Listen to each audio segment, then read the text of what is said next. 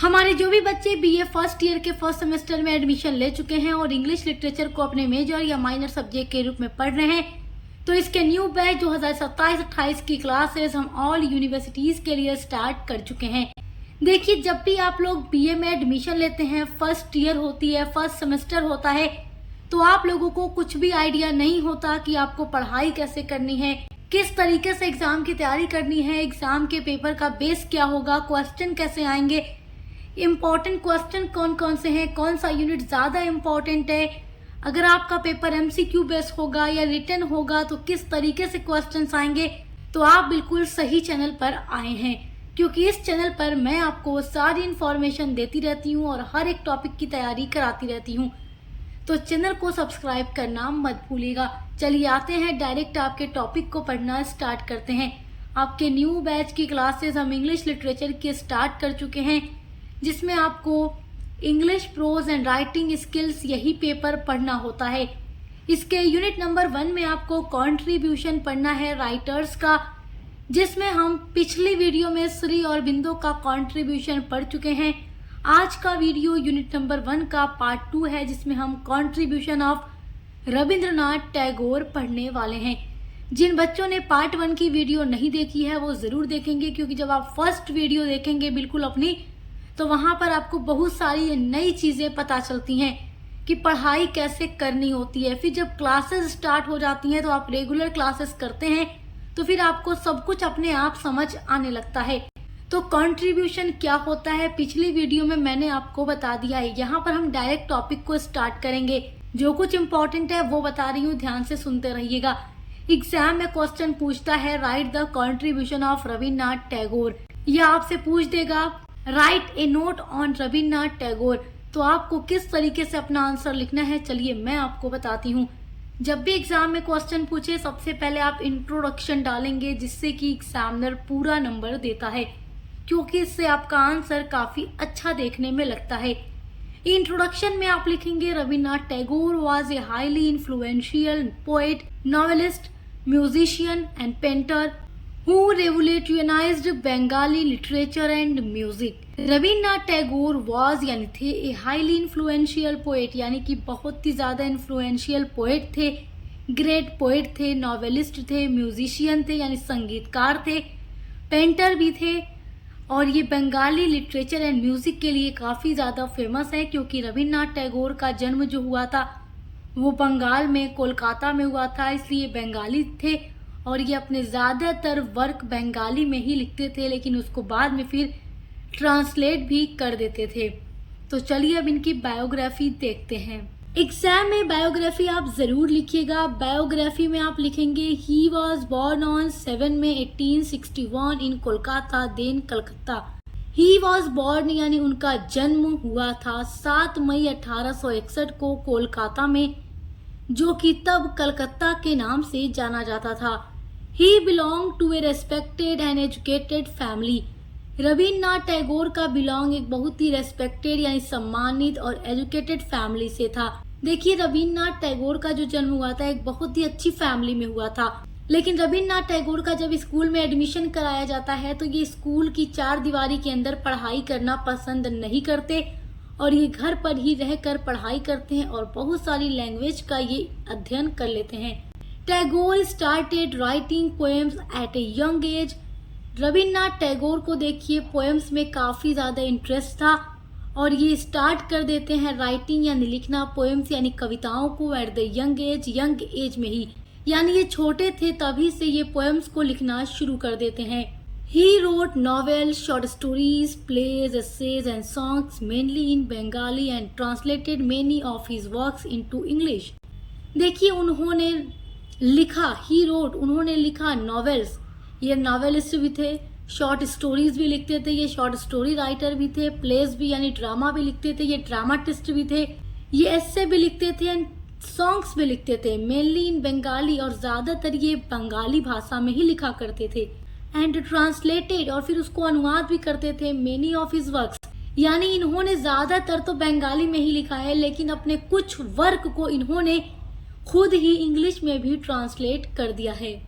देखिए, पिछले बैच में भी मैंने रविन्द्रनाथ टैगोर और सभी राइटर्स के कंट्रीब्यूशन पर वीडियो बनाई थी, तो आप उन वीडियोस को भी अगर देखना चाहें तो देख सकते हैं, क्योंकि अगर आप पिछला बैच भी देखे रहेंगे तो वहां से भी आपकी तैयारी होती रहेगी।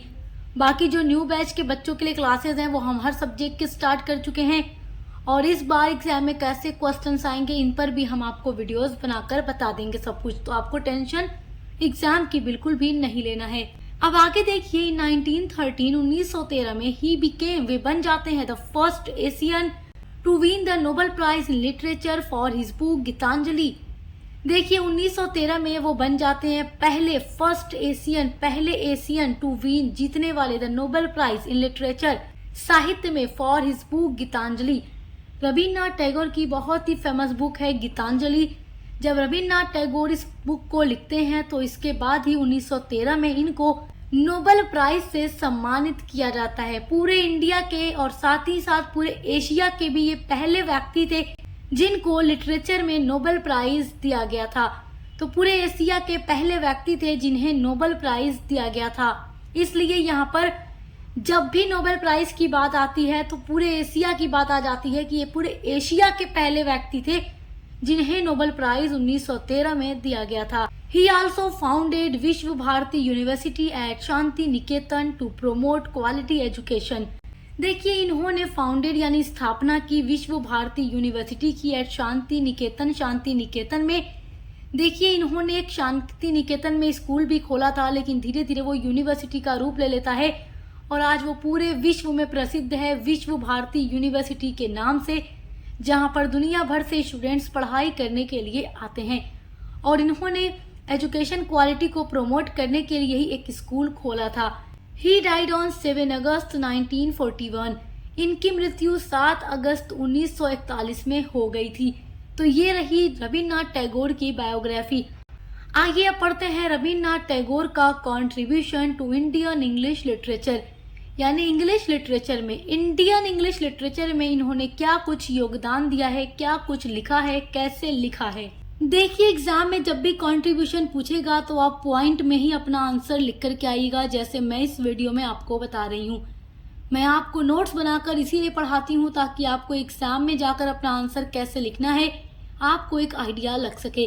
तो बिल्कुल ऐसे ही जाकर आप एग्जाम में लिखेंगे तो एग्जामिनर आपको पूरा नंबर देगा। Rabindranath Tagore introduced Indian thoughts, culture and spirituality to readers around the world through English. Rabindranath Tagore ने इंट्रोड्यूस किया इंडियन थॉट्स को यानी भारतीय विचारों को, कल्चर यानी संस्कृति को, एंड स्पिरिचुअलिटी और आध्यात्मिकता को to readers around the world through English. तो रविन्द्रनाथ टैगोर ने भारतीय संस्कृति, आध्यात्मिकता और जो भी थॉट्स हैं, इंडियन विचार हैं, उनको अंग्रेजी साहित्य के माध्यम से पूरे विश्व तक पहुंचाया और पूरे विश्व में लोग इंडियन कल्चर, थॉट्स और स्पिरिचुअलिटी को इंग्लिश में पढ़ सकते हैं। सेकेंड पॉइंट होगा his English translation of Gitanjali made Indian English literature famous internationally. Rabindranath Tagore की जो बुक गीतांजलि है, जब ये इसको लिखते हैं तो इसके बाद इसको वो खुद ही इंग्लिश में ट्रांसलेट कर देते हैं, और जब इसको वो इंग्लिश में ट्रांसलेट करते हैं तो इस बुक की वजह से पूरे इंटरनेशनल स्तर पर यानी कि अंतर्राष्ट्रीय स्तर पर इंडियन इंग्लिश लिटरेचर पहुंच पाता है। तो रविन्द्रनाथ टैगोर ने अपनी बहुत ही फेमस बुक गीतांजलि का इंग्लिश में अनुवाद किया, जिससे भारतीय अंग्रेजी साहित्य को विश्व भर में एक अच्छी पहचान मिली। नेक्स्ट पॉइंट है he wrote beautiful poems about nature, love, humanity, peace. देखिए, इन्होंने बहुत ही सुंदर यानी ब्यूटीफुल पोएम्स लिखी हैं, और वो सारी पोएम्स, कुछ पोएम्स नेचर के बारे में है, तो कुछ लव के बारे में, कुछ ह्यूमैनिटी यानी इंसानियत के बारे में है, कुछ पीस यानी शांति के बारे में है। नेक्स्ट पॉइंट है his simple and musical writing style inspired many Indian writers.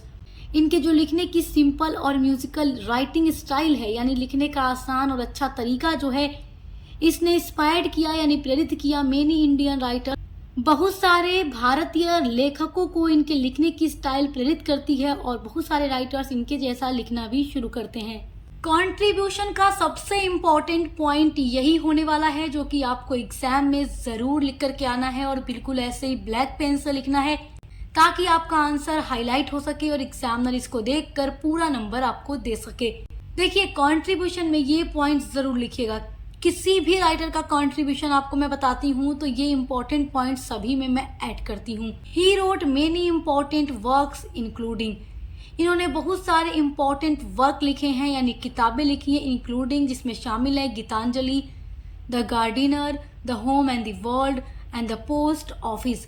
और जो the home and the world है, जब आप बीए के 4th सेमेस्टर में जाएंगे तब आपको ये नॉवेल पढ़ने को मिलेगा और इस पर मैं वीडियो भी बना चुकी हूँ। 4th सेमेस्टर में आप जाएंगे तब आपको मिलेगा।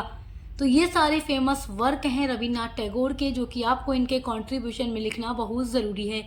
नेक्स्ट पॉइंट है his works promoted universal brotherhood, freedom and human values. इनके जितने भी वर्क्स हैं वो यूनिवर्सल ब्रदरहुड को प्रमोट करते हैं, फ्रीडम को प्रमोट करते हैं और ह्यूमन वैल्यूज यानी मानव मूल्य को प्रमोट करते हैं। तो ये है रविन्द्रनाथ टैगोर जी का कंट्रीब्यूशन इंडियन इंग्लिश लिटरेचर में। आई होप कि आप इसको बहुत अच्छे से समझ गए होंगे। इसी के साथ साथ एग्जाम में क्वेश्चंस कैसे आएंगे सभी पर हम वीडियोस अपलोड करेंगे और हर एक सब्जेक्ट की क्लासेस आपको मिलती रहेंगी। अगर आप अपने मेजर, माइनर सब्जेक्ट या को करिकुलर के बारे में नहीं जानते तो अभी आप हमारे चैनल को सब्सक्राइब कर लीजिए, क्योंकि हम हर एक सब्जेक्ट की क्लासेस आपको कराते हैं और सभी के एग्जाम की तैयारी करने के लिए important question answer model paper भी प्रोवाइड करते हैं। तो अच्छे से पढ़ाई करते रहिए। Best of luck. हम मिलते हैं अगली वीडियो के साथ।